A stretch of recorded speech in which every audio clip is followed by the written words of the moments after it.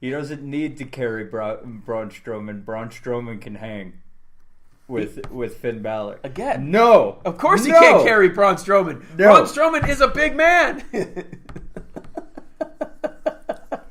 Well, yeah, he's like, what, 7 foot, it's like 6'10", 7 foot something? About that.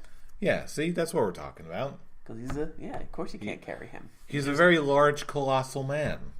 Who likes meat. Yes. Eating steaks and lifting barbell plates. And of course, the ending. It's very out of the blue that it's Kevin Owens coming in, just beating the shit out of both of them, or at least trying to. At least with. Well, I'm not gonna say it's out of the blue because he was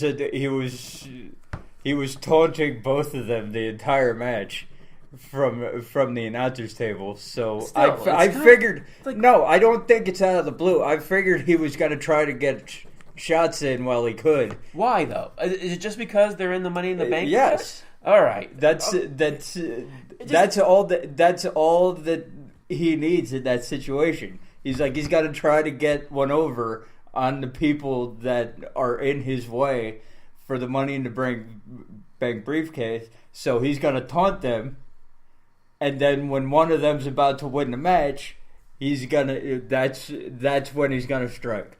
And he just forgot that Braun Strowman was one of the ones that he was. So he takes that ladder and just goes, nope. Nope. And it was scary when he threw that ladder. Yeah. My God.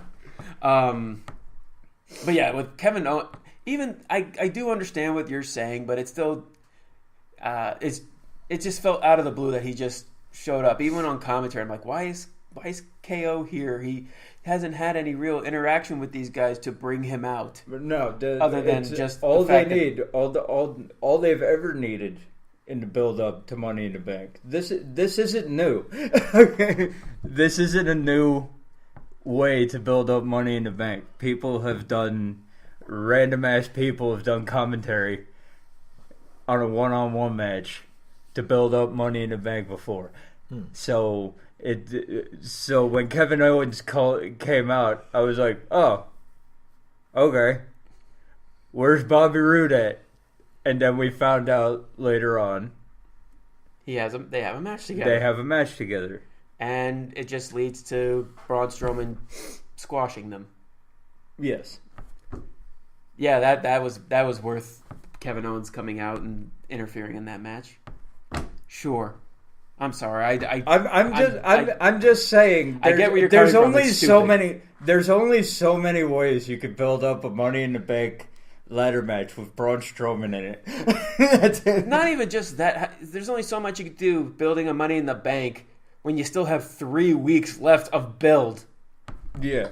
Yeah, let that sink in. Everything's pretty much setting up. And now what are they going to do? I don't think this was a good 6-week placement. Maybe they should have moved Backlash down a couple of weeks just so we don't have this much build.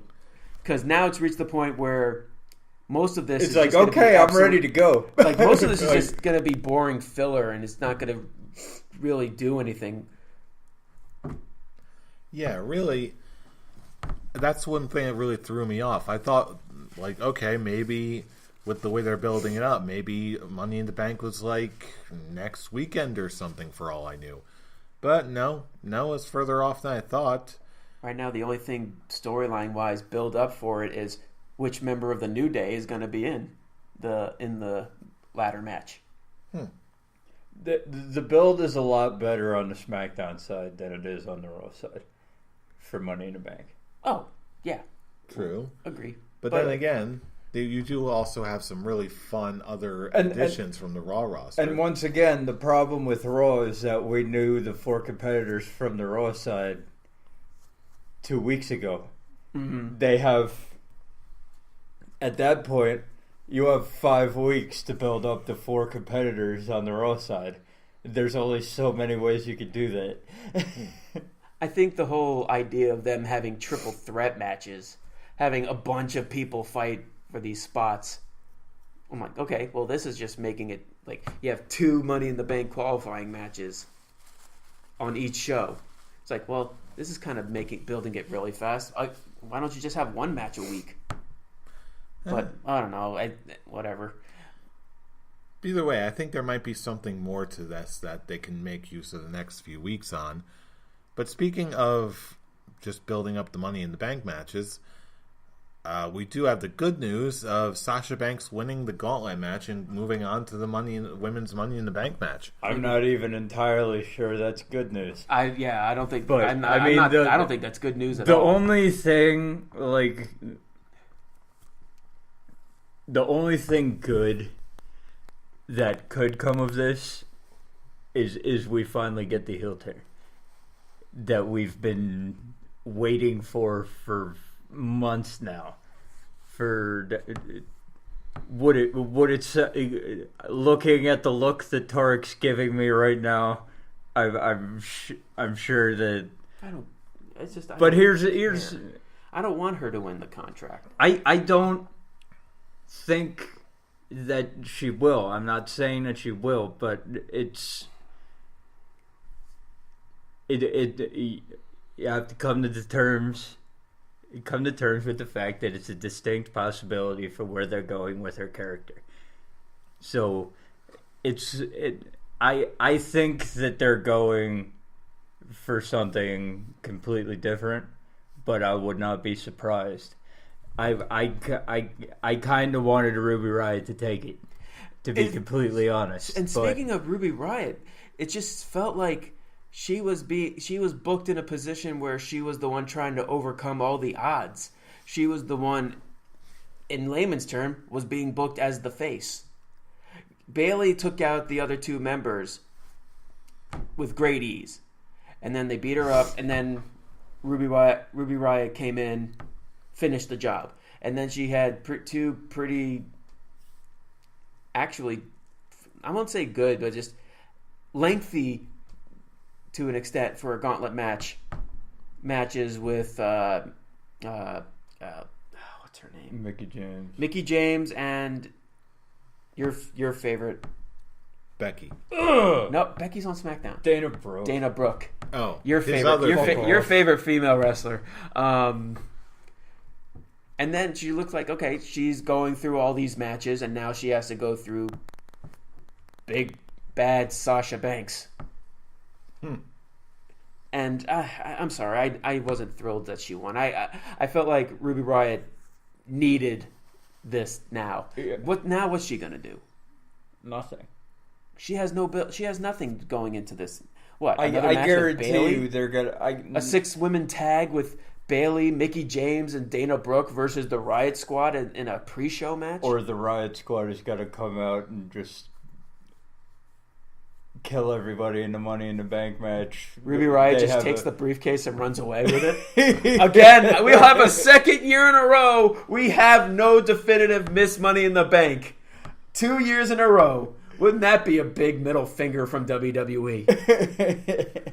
Which is why it's going to be my prediction. No, it's not. Probably not. But you know what? This was stupid to begin with. I don't think it needed to be a gauntlet. We probably could have another triple threat match. Bayley, Ruby Riott, and Sasha Banks. Just have all 6 women fight in an elimination match. Yeah, 6 women elimination match. This didn't need to be a half hour long. It didn't need to be. They were trying to enjoy the high that the last gauntlet match with Seth Rollins. They tried to get that high for this one, and it failed miserably. Yeah. Well, having that said, moving on to another women's match, what did you all think of the Nia Jax Ronda Rousey segment? Nia Jax is the female equivalent of the Big Show, where they'll just turn her on a dime, because she was very much a heel in this. Oh yeah, no doubt. And legit, she told the crowd to shut up, and I was like, well, that escalated quickly. Looks like that interaction at Backlash just totally blew up in her face. Like, screw it, let's just turn her heel again. So pretty much what this whole segment proved to me, or said to me, is that, wow, I think those moment of blisses actually were onto something. Nia Jax really is a bitch. She really is a bully. Now I just think of all cups. Now I just think of this, all the things that Alexa Bliss said, from eating the turkey legs to whatever she said in the first moment of bliss. Let's see, talking about making fun of her height because of the teacups, and what was the other one? What was the one? Doesn't matter. It's proving that Alexa Bliss was right in all this, and that Nia Jax really is a bully.